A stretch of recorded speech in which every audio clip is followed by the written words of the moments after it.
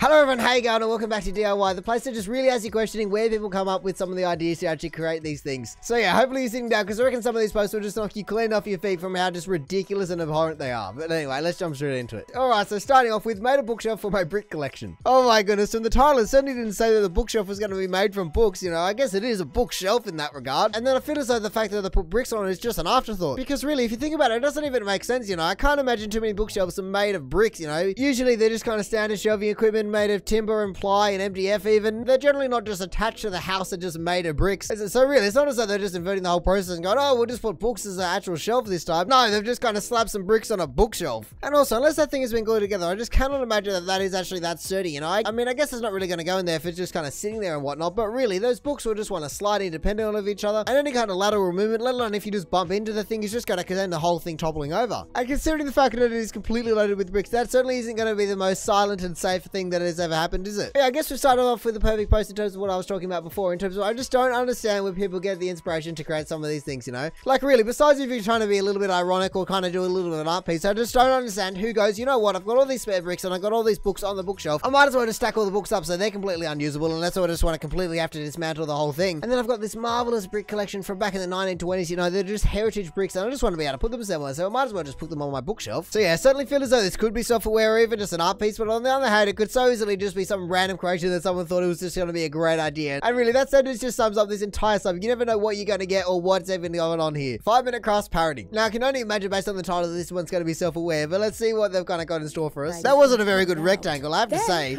Come on now. Oh, what are we going to do? A comb? Oh, is that a mustache? Oh my goodness, that is stunning. Honestly, I don't know why more people don't do this. I mean, that's actually kind of cool. The fact that the banana actually works on it. The glasses won't stay on your head. I mean, at least you use glue and not the typical way that thing attaches. Oh my goodness, no, the grapefruit, that would be so sad. No, you wouldn't want to do that. Oh yeah, you're going to make some kind of tongs or even just some chopsticks as out of some forks. You know, it's always recommended that you don't do it off a knife, and a pair of scissors is basically just two knives in a kind of lever action. But in that case, when you just tape two spoons to it to make it like a pair of chopsticks or even just a pair of tongs or whatever, then I guess maybe there is an argument to actually eating off knives or scissors. No, all of these are very good. I just wish you did color in the rectangle a little bit more. I mean, I guess that is exactly what the mascara is for, you know, just to kind of give it that extra volume and filling in that a little bit more. It does look incredible. And then this is kind of just like the more you know, phone screws are getting pretty advanced these days, so not just anything kind of touches it, but the fact that a banana is able to activate it is kind of cool. I certainly don't need reading glasses or anything like that, but it feels like every single person has needed studies at some point in their life. And then really, as well done as all these contraptions are, I just do love the kind of voiceover in the background, you know, like, oh, and then glue it in your forehead. It's just so patronizing and sarcastic at the same time, and we can certainly say that this one is self-aware, can't we? But really, even though this said it was a parody, I'm surprised that 5-minute crafts isn't unironically offering these as real videos for everyone to watch, you know? And so really, maybe you should just kind of scroll down the list and find the kind of the least popular ones and going, hey, you know what? I bet I can make a parody of these, you know, I can make it look so much better, just like that. But I guess I also probably have to say that that is definitely not recommended, you know, that is definitely not a safe kind of thing to just be having a finger in the middle of the blades when you just kind of tape random things to it. And I can only imagine that won't be the last post that we see that is definitely a do not try or attempt at home. There, you know, even though these are tips and tricks, maybe just kind of use your brain and don't follow them because they are just obviously sarcastic. This dread bed. Oh my goodness, I didn't realize what he was talking about when they said dread. I was thinking like dread in terms of dreading the bed, but no, not that my friend got his dreads cut off and his mum turned them into a cat bed. That is ridiculous. Obviously, cats aren't exactly the biggest animals in the world, but surely you don't just have dread after dread after dread. So I almost am questioning if this is even real. Because really, to have that much hair on your head and to have, I don't know how many layers are right here, but that would take years and years and years to accumulate. I mean, I guess these top ones do look a little bit more grey, so perhaps they are like 10 years old and he grew them out and then chopped them and then grew them out again, and that's where we're kind of getting the more colourful middle ones. But like I said, I have to say for every single one of these posts, I just don't understand how people get the ideas to do these things. I mean, I guess it's kind of a good reduce, reuse, recycle kind of situation, but I don't know how kind of practical this is for many people to implement. And I can only hope that when I have people over and people ask about what the hell is that thing made of, that you don't really tell them that is your son's hair. Because unless their entire friend group is made of the same kind of psychopaths that this mum obviously is, there is certainly going to be some very strange looks exchanged just between all the people that come over and see that thing. And so really now I'm just questioning the original post over this, because obviously they say my friend, you know, and so even though they're obviously your friend, I can't imagine the apple falls too far from the tree, and if your mum is doing that, you know, the friend certainly would have picked up a few things along the way. So perhaps when this was originally posted, it wasn't even posted like, what the hell is this? It was posted like, hey, look how cool this thing is, you know, it makes so much sense. You just chop off your hand and make it in a cat bed. The cat will love it, you know, get to curl up to you every night. When in actual fact, when it finally makes this way onto this sub, we can actually all just go, oh my goodness, what the hell are we looking at? So yeah, I guess the only good thing about this whole thing is the fact that it is definitely going to be a one-off. I certainly don't see this kind of taking off in terms of business scheme, considering there just isn't a big market for dread beds. And so at least you just won't start seeing this in every single house in the world, you know, they can just stay in their house and I don't need to see it ever again. I'm not sure which of these I like the least. God, this is going to be some more concrete or plaster or something, isn't it? Oh God. Wait, what was that? Why did you just kind of concrete a sponge? Here we go. What is going on? This is an entire thing. They're just kind of setting it up and not explaining anything. Okay, so I don't actually know what that is. Is that kind of mud or is it actually concrete? Because that changed color. Whoa. I mean, that actually kind of looks more impressive than I thought it was going to, you know? I mean, I certainly can't recommend it because I don't know how fire resistant that is in the future in terms of, you know, it's just still a sponge. But what else do we have? We've got this kind of thing. What the hell is that? How can you even recommend making that thing? And then we've got the classic concrete hand. The amount of times we've seen concrete hands is just ridiculous. What is it going to be holding this time? Keys, wallet, phone? Yes, it is the classic kind of vase hands. Here we go. It's just going to be a beautiful little flower pot or a beautiful little key bowl. What is it going to be? There we go. Just a little pot. God, we've got more. I didn't expect it to be this many. What have we got this time? Wow, that actually went surprisingly smooth. What are we doing? Making a little bit of rock art or something? I have no idea where this is going. Unless there's going to be a soap holder. That's actually what yeah,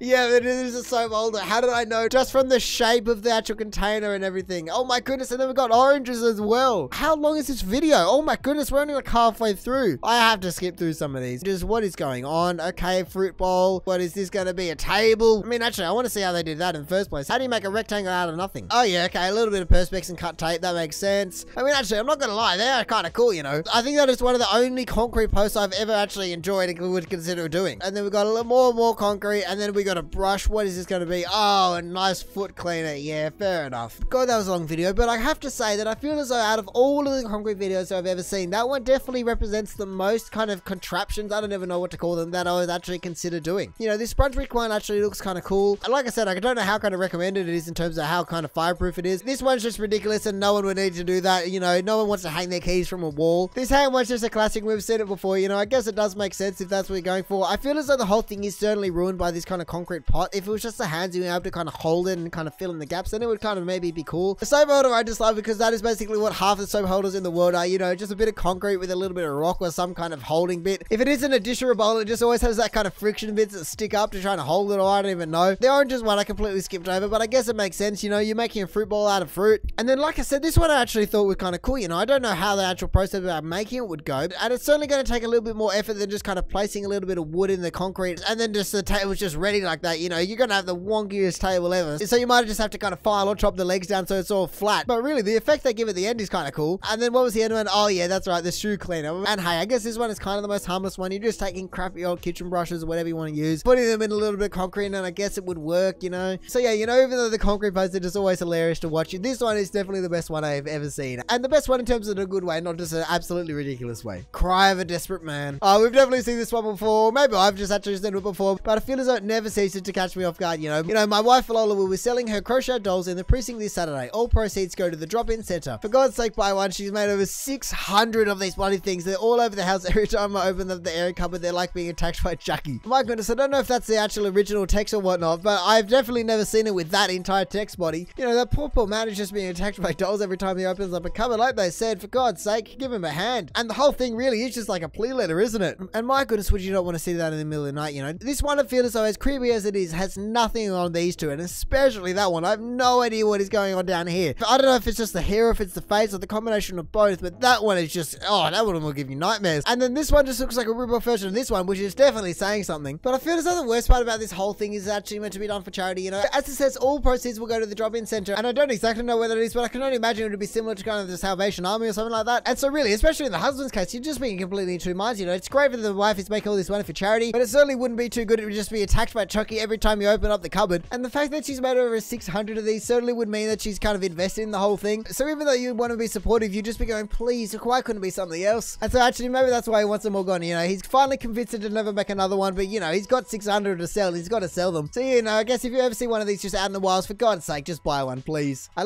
hate watching cement videos. This might be the worst one. God, we've got more cement videos. My goodness. Obviously, this video is going to have some very stiff competition to the last one, because I actually kind of enjoyed the last one. So let's see what they've got for us this time. All right, so we've got some kind of dustpan and brooms. There we go. I love just trying to figure out where they were going with the whole thing in the first place. Oh my goodness, wait, what is going on here? What are they making? Is this kind of a pot plant? Yeah, it is a pot plant. That was perfect. All right, so moving on, but now we've got a cauliflower. No way they're going to make a concrete cauliflower. Oh no, they removed the cauliflower. Oh wow, that is a seriously sturdy lolly jar, isn't it? And then oh wow, we got concrete in a syringe. Oh, I'm glad that hot glue has finally returned. It has been too long and I've been missing out on my hot glue. I mean, I guess that's kind of works. And if the drip was just going to go in the bin, then maybe recycle it. Go and then smash all the glass of the light bulb just for kind of some, oh yeah, I mean, sure, I guess. I mean, actually, I just want to go back to that other one for a second. I mean, once again, just don't try smashing a light bulb at home. But I mean, I guess this makes sense. But you certainly could just buy these for, I don't know, like $1 from IKEA. I mean, they are wooden, but really, I feel as though it does the exact same thing. I mean, oh my goodness, I've just realized how long this video is. The last one was 3.5 minutes, and this one is 4.5 minutes. I can just have to speed through some of these. I start watching the video and I never actually look about how long these are. But then I realize how long the video is, and I go, oh my goodness, I'm just going to be here for the rest of my life if I don't speed through some of these. But here we go. What was that one? That was kind of a little flower pot from some cups. This is going to be a stiff towel. What was that? Was that literally just, oh wow. I mean, I guess that makes sense. It's kind of an art decoration. I certainly wouldn't just want to be carrying that one around.